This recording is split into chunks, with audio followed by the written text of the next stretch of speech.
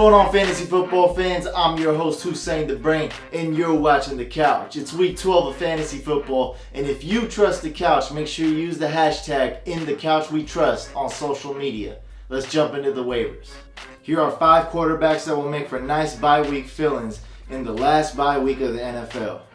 At number 3, I have Colin Kaepernick. He's been a bust, but if you drafted him, this is the week to start him. I'm real confident he's going to have a good game. I rank Donald Brown number 1 for running backs, and he's the better back out of Trent Richardson and him. Look for him to have a good game week 13 against the Titans. The Redskins face the Niners, and Roy Halou makes for a sneaky start this week in PPR leagues.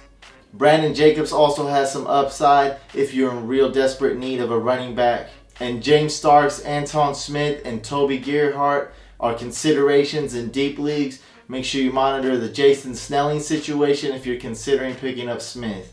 Remember that Percy Harvin is on bye, but he should be picked up in every single league.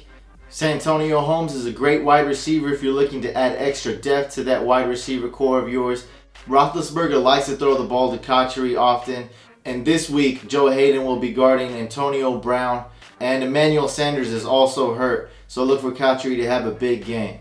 Tyquan Underwood and Tavon Oster may be worth a flyer waiver pickup. They have some upside there in deeper leagues. And out of these 6 tight ends I listed, I project Graham, Miller, Rivera, and Fleener. All 4 of those guys that have good games week 12. If you're in a real deep league, Mercedes Lewis may be worth considering as a backup tight end. If you're the type of guy who likes to drop a defense and pick a new one up each week, here are 3 defenses that could be available on your waiver wire.